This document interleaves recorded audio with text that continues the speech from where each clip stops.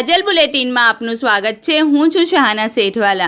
3 દિવસ અગાઉ મોડી રાત્રે વડોદરા રેલવે સ્ટેશન પાસે ઈંડાની લારી ચલાવતા ફૈઝાન નામના શ્રમજીવી યુવકને પોલીસ દ્વારા બેરહેમીપૂર્વક માર મારતા અસરગ્રસ્ત થયો હતો અને જીવન મરણ વચ્ચે સારવાર કરવામાં આવી હતી। તેને લઈ શ્રમજીવી યુવકને યોગ્ય વળતર મળે અને ગુનેગારો સામે કાયદાકીય તપાસ કરવામાં આવે તે હેતુથી ઓલ ઇન્ડિયા યુનાઇટેડ ટ્રેડ યુનિયનના આગેવાન તપનદાસ ગુપ્તા સાથે રિક્ષા એસોસિએશનના સલીમભાઈ મુલતાની, જીવનભાઈ ભરવાડ સહિતની ટીમ તરફથી જિલ્લા કલેક્ટરશ્રીને આવેદનપત્ર આપી ગુનેગાર વિરુદ્ધ કાયદાકીય કાર્યવાહી કરવામાં આવે અને અસરગ્રસ્ત યુવાનને યોગ્ય વળતર મળે તેવી માંગ કરવામાં આવી હતી।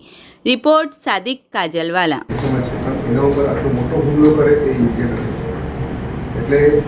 એ ભાઈ ઉપર કેસ કરવામાં આવ્યો છે, જેમાં 307 લગાડવામાં આવ્યું છે। પણ જે પોલીસ વાળે એટલું બધું જુલુમ કર્યો છે એના ઉપર કોઈ 307 લગાડવામાં આવ્યું નથી।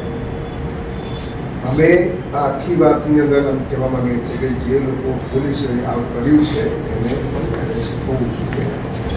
સાથે સાથે આખી ઘટનાની અંદર પોલીસો ઉપર પણ 307 લાગવું જોઈએ અને એની ખાતાકીય તપાસ નહીં પણ જ્યુડિશિયલ પ્રોબ થવું જોઈએ અને એની જે સારવાર છે એની ટોટલ જવાબદારી સરકારની હોવું જોઈએ અને એ પરિવારને વ્યાજબી કોમ્પેન્સેશન મળવું જોઈએ। એ માંગણી લઈને અમે આવ્યા છીએ।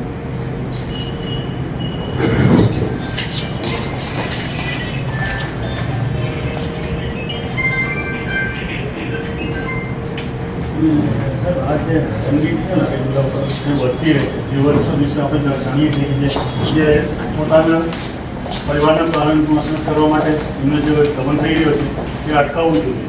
આપણે રિક્ષાવાળાઓ ઉપર પણ એટલું દમન કરવામાં આવે અને જે રક્ષક હોય એ જે કાયદાનું ઉલ્લંઘન કરતો હોય તો એ ના ચાલી શકે।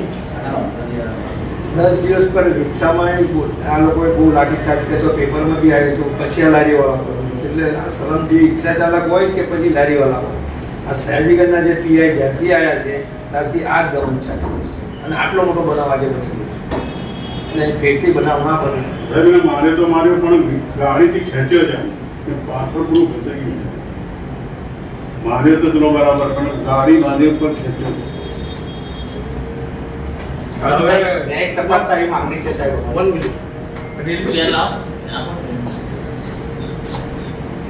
સાહેબ, રેલવે સ્ટેશનનું જે મેન ગેટ છે ને, ઇન ગેટ, તે આપણી કોન્વેર, ટુ વ્હીલ, રિક્ષા બધું હવે ત્યાં આગળ જે પેસેન્જર આપણે ઉતરીએ છીએ સાણી ચકાટ નાકાથી, સમાતી, ડેપોથી, જેને ટ્રેન પકડવાની હોય તો એ તો ગેટની સામે જ ઉતરે ને।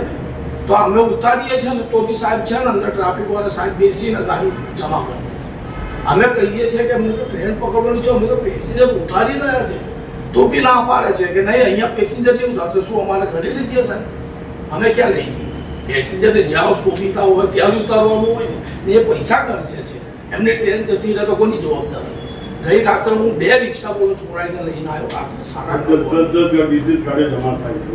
અને સાહેબ આ તો પેસેન્જર ઉતારવા માટે બી જો ડિટેલ ગાડી આટોનો મેમો 10,000 15,000 આજે રિક્ષાવાળા ક્યાંથી લાવે સાહેબ? આપણું ઘર રિક્ષા ઉપર ચાલે છે।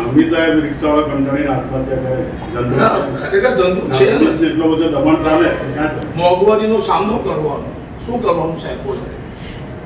એટલે પ્લીઝ અમે રિક્વેસ્ટ કરીએ છીએ કે આ જે રિક્ષા જમા કરે છે ને આટલોનો મેમો આપે છે એમાં માન્ય શ્રી સાહેબ તમે થોડી દેખરેખ રાખો।